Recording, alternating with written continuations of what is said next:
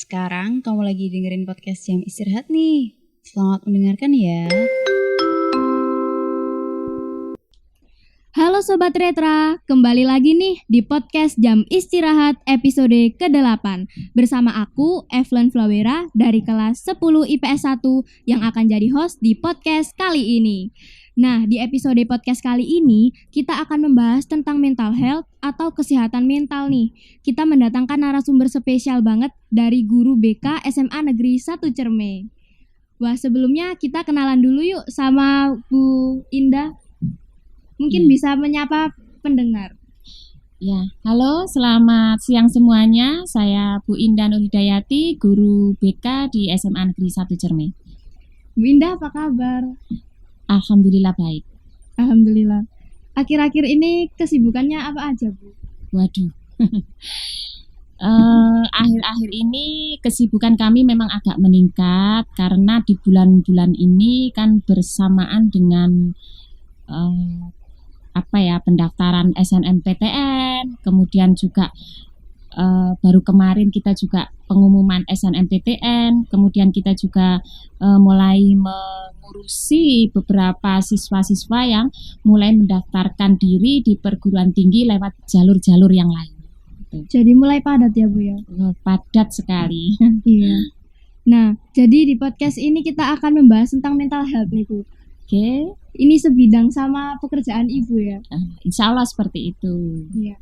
Nah, mengenali kesehatan mental sebelum kita tahu nih gimana cara menjaga kesehatan mental, ada perlunya kita tahu dulu sebenarnya kesehatan mental itu apa sih, Bu, definisinya menurut Ibu? Oke. Baik ya. Mental health atau yang biasa dikenal sebagai kesehatan mental itu adalah kondisi seseorang di mana seseorang itu bisa menyadari kemampuan dirinya. Jadi mampu mengelola stres atau emosi serta bisa beradaptasi dengan baik. Kemudian bekerja dengan produktif dan bisa istilahnya itu menyesuaikan diri dengan lingkungannya. Oke. Seperti itu. Jadi kemampuan untuk dirinya sendiri mengenali kondisi jiwanya gitu ya, Bu. Kondisi dirinya, terutama kelebihan dan kekurangannya. Seperti itu. Nah, terus penting nggak sih, Bu, kita itu menjaga mental? Karena kan secara kesehatan mental itu tidak terlihat seperti kesehatan fisik. Itu seberapa penting, Bu, kita menjaganya?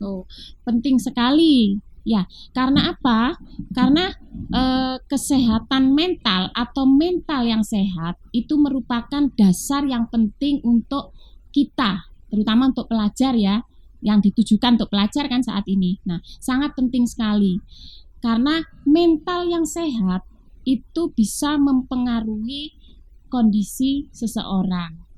Ya, kalau kondisi seseorang itu mengalami kondisi mental yang terganggu, tentu saja nanti kondisi fisiknya pun juga akan terganggu. Contohnya, kalau misalkan memiliki perasaan yang tertekan, ya kemudian timbul rasa cemas, kemudian makan jadi tidak nafsu, sehingga itu kan mempengaruhi kondisi fisik seseorang, yang akhirnya juga akan mempengaruhi produktivitas dia juga. Seperti itu. Jadi kondisi fisik sama kesehatan mental itu berdampingan ya, Bu? Tentu saja, awalnya kan dari kondisi sebenarnya bukan tidak terlihat, ya memang tidak terlihat, tapi sebenarnya dia juga terlihat karena begitu mengalami gangguan secara psikologis, ya secara mental itu nantinya kan akan nampak dalam fisiknya. Nah, seperti itu. Jadi saling berkaitan, bukan berdampingan, tapi saling berkaitan. Saling melengkapi. Iya, saling berkaitan. Oke, Bu. Nah, terus membahas tentang pelajar nih, Bu. Kayak pelajar itu punya tanggung jawab mengerjakan tugas. Terus ada ekspektasi dari orang tua yang nuntut seperti ini, seperti itu. Nah, fenomena ini tuh tidak dibarengi dengan lingkungan sekitarnya yang mendukung gitu, Bu.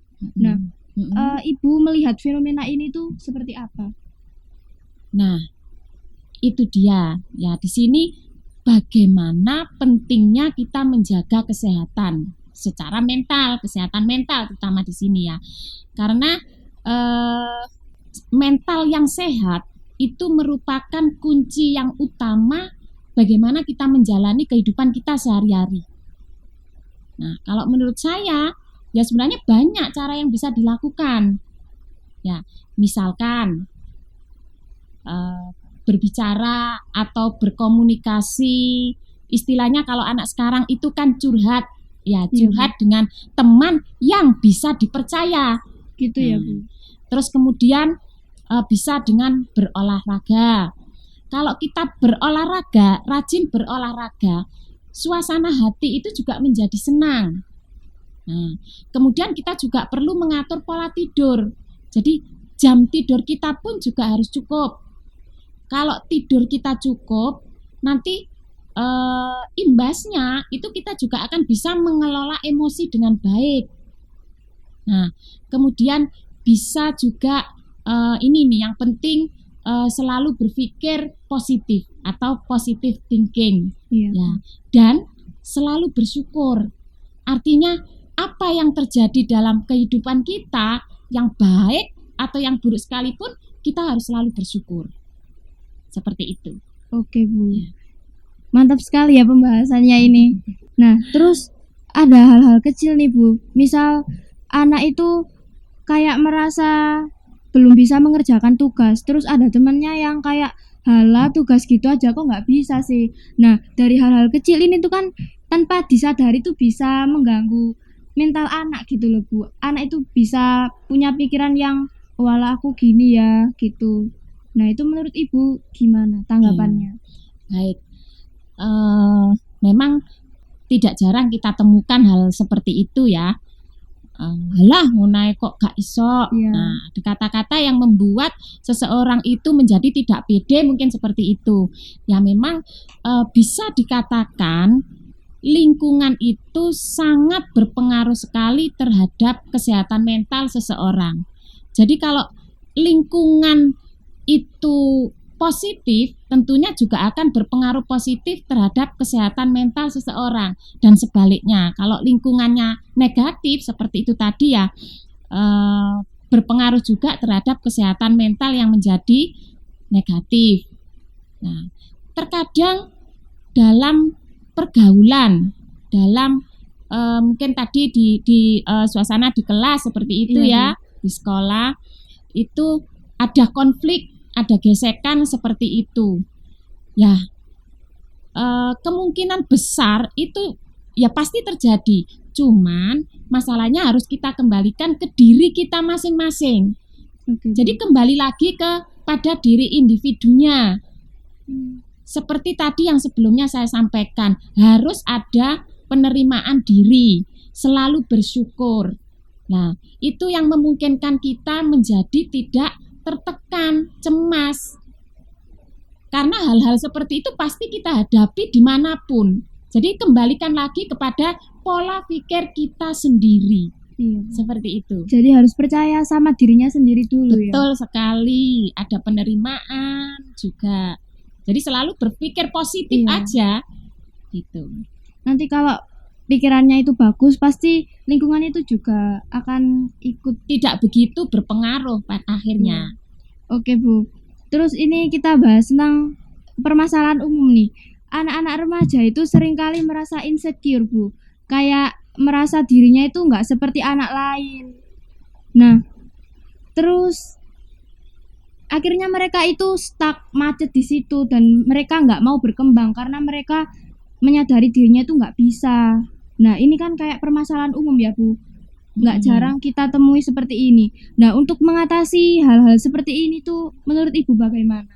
Oke, baik. Perasaan insecure, Bu. Kemudian perasaan tidak percaya diri, sehingga membuat perkembangan seorang pelajar, seorang anak ini menjadi terhambat. Seperti itu sebenarnya banyak ya.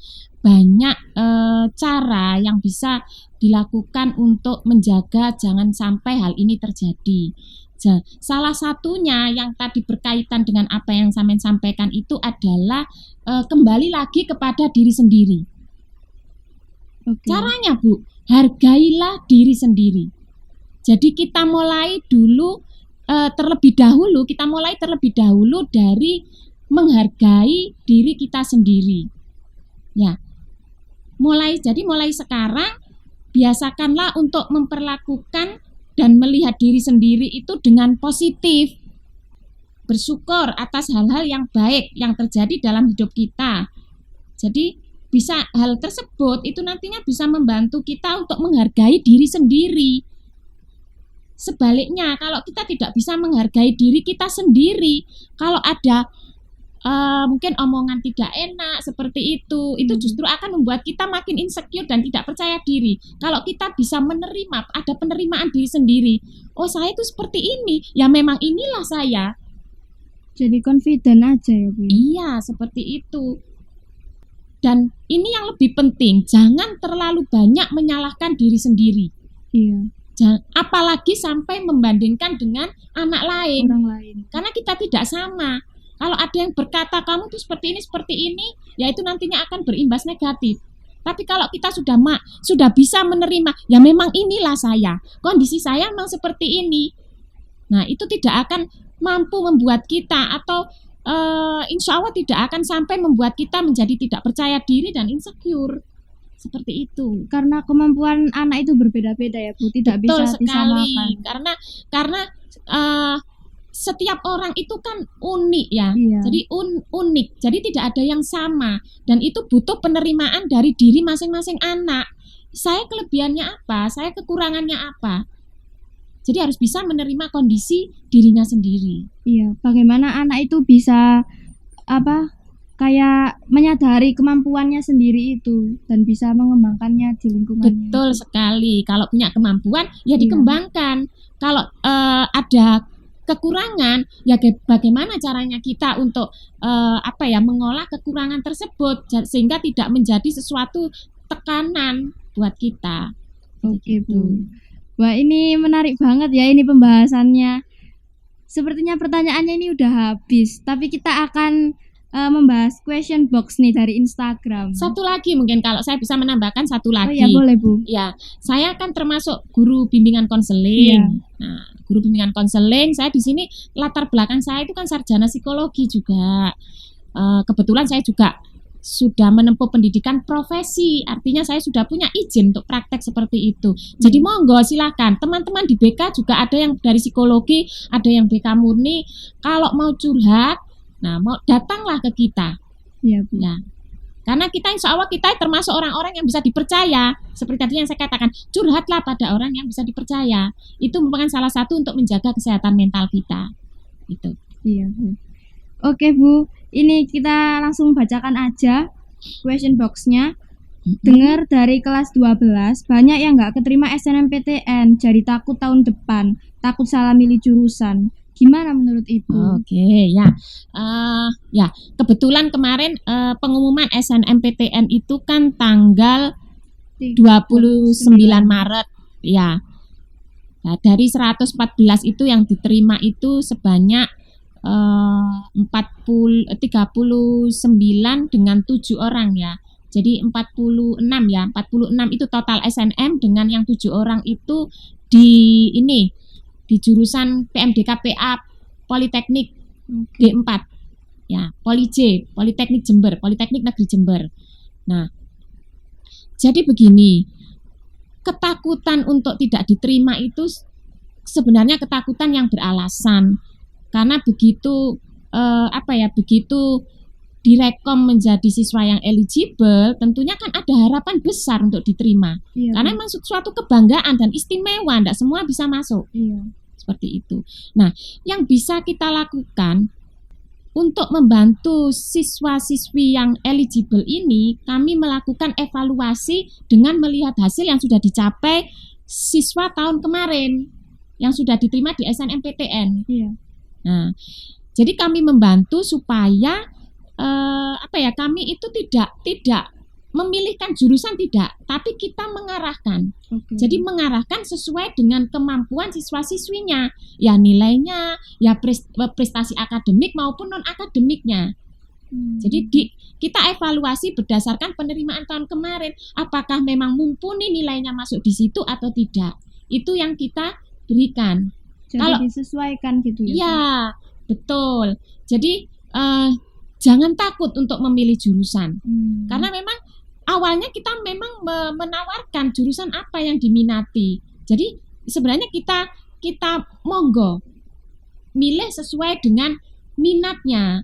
Tapi nah itu tadi kita bantu untuk mengevaluasi apakah nilainya itu mumpuni dengan yang sudah diterima tahun-tahun kemarin. Seperti itu.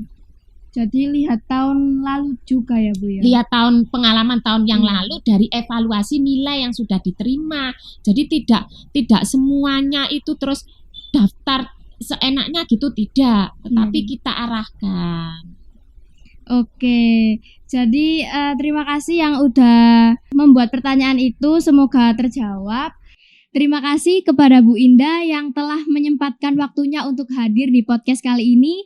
Pembahasan dan yang kita diskusikan tadi menarik sekali ya Bu. Semoga bisa menjawab pertanyaan dari teman-teman di rumah. Dan semoga pembahasan kita bisa bermanfaat untuk kehidupan sehari-hari ya. Untuk lebih lengkapnya kalian bisa dengarkan podcast ini di YouTube, Spotify, dan Apple Podcast. Dan kalau kalian penasaran, kalian bisa kunjungi akun Instagram Retra Semani. Mungkin itu saja podcast episode kali ini. Saya Evelyn Flawera selaku host. Terima kasih. See you. Bye.